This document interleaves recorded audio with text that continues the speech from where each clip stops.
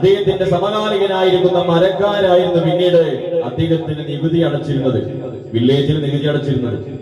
അങ്ങനെ മരക്കാര് ലോകത്തോട് വിട പറഞ്ഞു പോയി.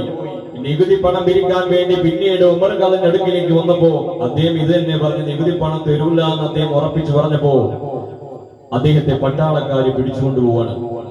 അങ്ങനെ മഹാനായിരിക്കുന്ന ഉമർ ഖാൻ റളിയല്ലാഹു തആല അൻഹുവിനെ പട്ടാളക്കാര് പിടിച്ചുകൊണ്ടുപോകുന്ന സമയത്ത് തന്റെ സമകാലികനായിരിക്കുന്ന മരക്കാര് അന്തിയുറങ്ങുന്ന ഖബറിന്റെ സമീപത്തേക്ക് എത്തിയപ്പോൾ അദ്ദേഹം വിളിച്ചു, യാ മരക്കാർ അതനൂമു അൻത അന അദ്ഹബു ഇലാ സിജ്നിൽ ഇംഗ്ലീസ്.